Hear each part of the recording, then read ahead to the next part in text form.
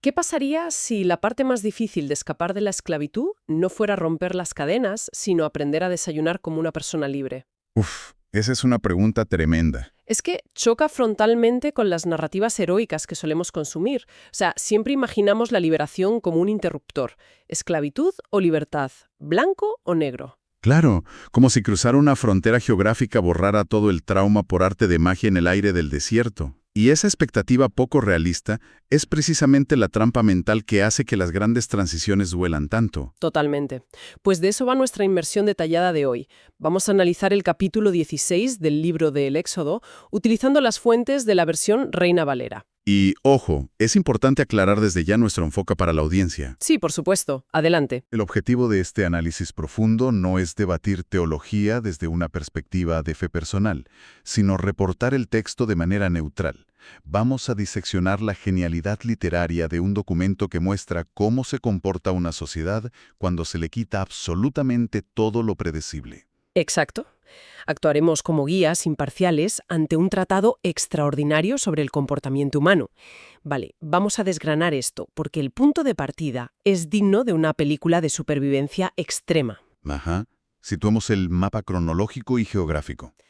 Tenemos a un grupo humano inmenso que acaba de dejar atrás los cómodos oasis de Elim y se adentran de lleno en el árido desierto de Sin entre Elim y el Sinai. Un entorno implacable, desde luego. Totalmente. El texto marca un momento muy específico. Ha pasado exactamente un mes desde su dramática salida de Egipto. Es el día 15 del segundo mes. Y me imagino que la euforia inicial de la liberación se ha evaporado por completo bajo ese sol. Completamente evaporada. La comida escasea de forma alarmante.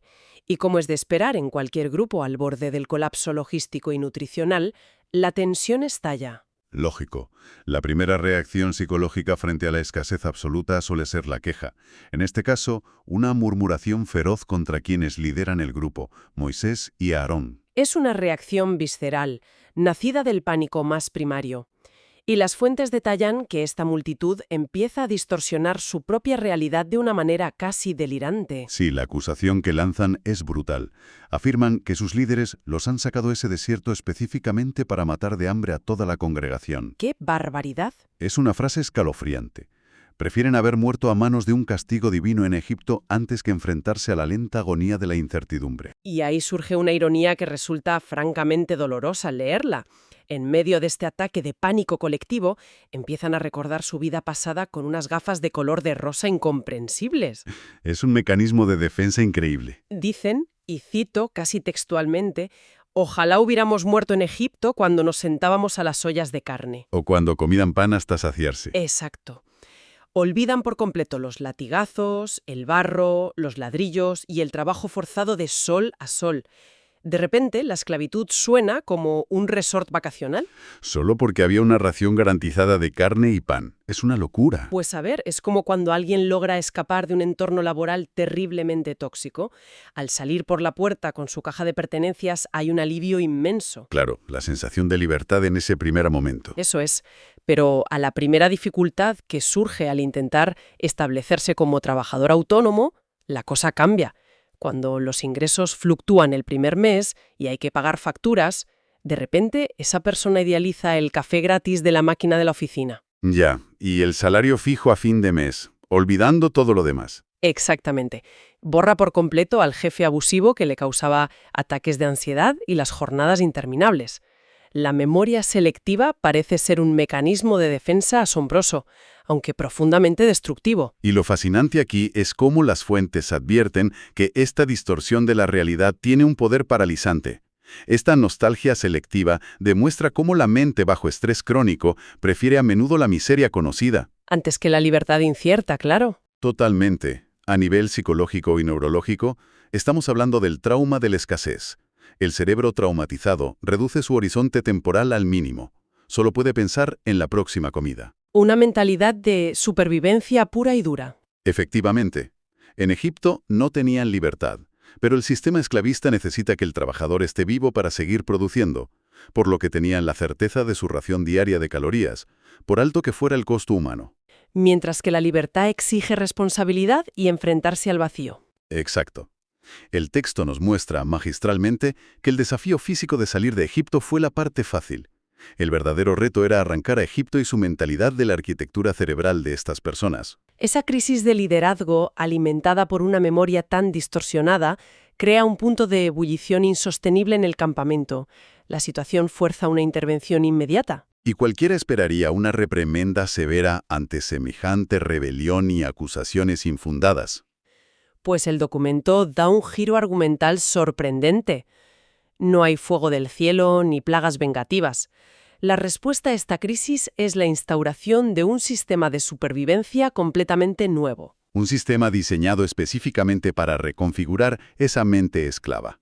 La respuesta a la hostilidad es, paradójicamente, una promesa de provisión inagotable. Se les anuncia que por la tarde comerán carne y por la mañana se saciarán de un pan del cielo. Y las fuentes son muy precisas. Esa misma tarde, una inmensa nube de codornices cubre todo el campamento, solucionando la demanda de proteínas. Pero es a la mañana siguiente cuando ocurre el evento central que transformaría su civilización. Tras evaporarse el rocío del desierto, aparece algo que desafía toda descripción previa. Una cosa menuda, redonda, fina como la escarcha. Me encanta cómo el texto captura la confusión más absoluta de la gente. Salen de sus tiendas, miran el suelo cubierto de esta extraña sustancia y se preguntan unos a otros, ¿qué es esto? Que fonéticamente en hebreo antiguo suena como manjú. Y de esa misma pregunta nace el nombre con el que pasaría a la historia, el maná. Más adelante, el documento aporta detalles casi culinarios, describiéndolo como algo blanco, similar a la semilla de culantro. Con un sabor parecido a las hojuelas con miel. Suena a repostería fina caída en medio de la nada. Sí, suena delicioso, pero el sabor es lo de menos. Lo que realmente define a este alimento son sus estrictas reglas de consumo. Se establece por decreto que cada individuo debe recoger exactamente un gomer por cabeza. Para que nuestra mente se haga una idea, un gomer equivale aproximadamente a 2,2 litros. Y aquí viene la regla de oro, el mandato que dinamita todo el paradigma anterior. Está terminantemente prohibido guardar sobras para el día siguiente. 0 despensa. 0 acumulación para un por si acaso. Por supuesto, movidos por el instinto de supervivencia, la avaricia o el terror psicológico a no tener que comer, algunos deciden desobedecer y esconder un poco. Y a la mañana siguiente, descubren que su sobrante se ha llenado de gusanos y apesta de forma insoportable. La putrefacción acelerada es la consecuencia física e inmediata de intentar aplicar la lógica de Egipto en este nuevo paradigma. Romper la regla tenía una respuesta profundamente desagradable. Aquí es donde se pone realmente interesante la exploración de hoy. Porque tengo que hacer de abogado del diablo, me surgen muchas dudas. A ver, dispara. Desde un punto de vista logístico, organizar a miles de personas para recoger comida del suelo todos los días parece una pesadilla. Si existe la capacidad sobrenatural de hacer llover comida, ¿por qué obligarlos a esta recolección diaria? Es una buena pregunta. ¿Por qué no enviar un suministro mensual, llenar unos silos enormes al estilo egipcio y ahorrarles el esfuerzo continuo? Es como obligarte a recoger cada ingrediente de tu comida todos los días en lugar de traerte la compra del mes. Si conectamos esto con el panorama general de la sociología del grupo, entendemos que esa supuesta ineficiencia logística es el núcleo de la lección. O sea que el método tenía un propósito reeducativo. Claro. El texto menciona explícitamente que esto era una prueba diaria. El maná no era solo nutrición, era un programa intensivo para romper la mentalidad de escasez del esclavo, que está cableado para acaparar. Que no eres dueño de tu propio cuerpo. Exacto. Al instaurar una regla donde es imposible guardar nada para mañana, se forzaba una ruptura violenta con esa mentalidad. El sistema exigía una dependencia y confianza absolutas cada 24 horas. Tenían que irse a dormir sin comida y despertar confiando en que volvería a aparecer. Literalmente. Se les forzaba a aprender la confianza a base de repetición. De hecho, desde una perspectiva literaria, aquí encontramos el origen exacto del concepto del pan nuestro de cada día. Una idea de sustento diario, presente y no acumulable. Es brillante si lo piensas así. Es básicamente una suscripción diaria de supervivencia donde no puedes pagar por adelantado. Te obliga, por pura fuerza de los hechos, a vivir en un presente continuo. Pero justo cuando la mente colectiva empieza a acostumbrarse a esta regla bajo la amenaza de que la comida se pudra, El texto introduce una excepción monumental. Una excepción que rompe todas las reglas que acaban de aprender y planta la semilla de un orden social inédito. Exacto. Llegamos a la invención radical del fin de semana. O, más precisamente en este contexto histórico, a la introducción del día de reposo, el Shabbat. Y es crucial notar que esta institución aparece aquí mucho antes de que se entregaran los 10 mandamientos en el monte Sinaí. Se instaura una anomalía deliberada. El sexto día se les da una orden que contradice todo lo anterior. Deben recoger doble porción, 2 gomer. Y milagrosamente, contra toda lógica biológica observada de lunes a viernes, esta porción extra no criaba gusanos ni se corrompía durante la noche. Y el séptimo día, el escenario cambia por completo. El cielo se cierra, no cae absolutamente nada de maná. Y por supuesto, la naturaleza humana es extremadamente terca. Algunos, por inercia o por falta de fe, salieron de sus tiendas a buscar y fueron reprendidos duramente. Entonces, ¿qué significa todo esto? Intento ponerme en su lugar y resulta contraintuitivo. Estás en uno de los entornos más hostiles del planeta y la lógica de supervivencia dicta que debes recolectar comida cada segundo de luz solar. Ya, parar parece ilógico. Detener la producción de forma deliberada cuando estás rodeado de arena suena a un suicidio. Es como si te exigieran apagar el servidor de tu empresa todo el fin de semana, justo cuando estás al borde de la quiebra. Esto plantea una pregunta inmensa sobre el valor intrínseco del ser humano frente a su capacidad de producción. A nivel sociológico es fascinante. A ver, es que la instauración de este reposo sabático obligatorio es un acto de rebeldía sin precedentes. Debemos recordar que en los grandes imperios de la antigüedad, el descanso regular simplemente no existía para las clases trabajadoras. Y muchísimo menos para los esclavos, claro. Para nada. El trabajo era incesante. Al exigir a este pueblo detenerse por completo un día entero, se estaba haciendo la declaración más profunda posible. El trabajo humano no es lo único que sostiene la vida. Qué potente. Se les enseña que tienen el derecho inalienable a existir sin tener que producir constantemente. Totalmente. Descansar se convierte en el acto definitivo de libertad. Es una resistencia activa contra la mentalidad que dicta que tu valor equivale únicamente a los litros de maná que puedes recolectar. Es como si el desierto les obligara a firmar un contrato social que reconoce que no son máquinas. Y este sistema dual transforma tanto la estructura de esta sociedad que surge la necesidad de documentarlo físicamente. Querían asegurarse de que ninguna generación futura, una vez instalada en la comodidad, olvidara cómo lograron sobrevivir. Moisés ordena a Aarón guardar exactamente un gomer de maná en una vasija frente al testimonio, es decir, el arca. Y el documento se encarga de aclarar que un gomer es la 10ª parte de una medida llamada efa, fijando un estándar físico inalterable en lo que luego se describe como una urna de oro. Y el tiempo de duración es abrumador. Comieron esto de forma ininterrumpida durante 40 años, hasta llegar a las fronteras de Canaán. Hablamos de una vida entera, de una generación completa educada bajo esta economía radical. A mí lo que me deja completamente atónita al analizar esto es la matemática implacable de la igualdad. En la recolección diaria, evidentemente, algunos recogían más rápido por ser más jóvenes o fuertes. Y otros recogían menos por edad o fatiga, claro. Pero al medirlo de vuelta en las tiendas, el resultado era siempre perfectamente equilibrado. El texto dice que al que recogió mucho no le sobró y al que recogió poco no le faltó. Es una dinámica donde la codicia queda completamente neutralizada de raíz. Tratar de ser el lobo de Wall Street en el desierto de Sin era inútil.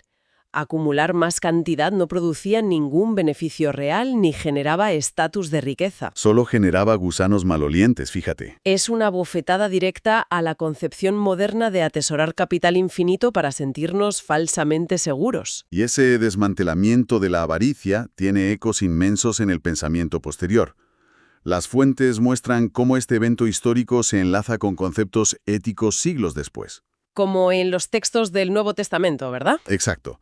El apóstol Pablo, en la segunda carta a los Corintios, rescata precisamente esta dinámica matemática para instruir sobre la igualdad y la generosidad. Utiliza textualmente ese principio como estándar moral absoluto para evitar la desigualdad extrema. Al que recogió mucho no le sobró y al que recogió poco no le faltó. Eso es.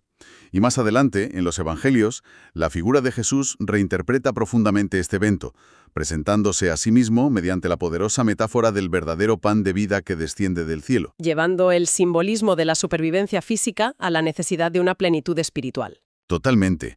La provisión en el relato de Éxodo 16 establece un arquetipo. Lo que se provee es suficiente, es matemáticamente exacto según la necesidad, y funciona como una fuerza igualadora frente a la codicia. Es verdaderamente asombroso cómo un relato antiguo sobre sobrevivir recogiendo hojuelas blancas en la arena logra destilar problemas tan modernos. Un cambio monumental en el alma humana, sin duda. Hemos analizado el paso agonizante de una mentalidad esclava, anclada en el terror a la escasez, hacia una sociedad reestructurada en torno a la confianza diaria y al derecho innegociable al descanso. Y la relevancia de esto para quienes nos escuchan hoy en día es abrumadora. Vivimos inmersos en una cultura obsesionada con la productividad incesante, donde el síndrome del trabajador quemado, el famoso burnout, se exhibe trágicamente como una medalla al mérito. Y esta lección milenaria sobre poner un límite diario a nuestro afán por acumular resuena más fuerte que nunca. Detener la máquina no es debilidad, es el mecanismo de supervivencia por excelencia. La verdadera libertad resultó ser un hábito diario, un proceso de recoger el sustento miga a miga para aprender a no tener pánico al mañana. Pues para entender la magnitud de ese proceso, hay un último detalle oculto en las fuentes que invita a una reflexión profunda. Adelante, compártelo. El texto insiste en que consumieron este maná durante 40 años. 4 décadas enteras. Toda una vida. Exacto.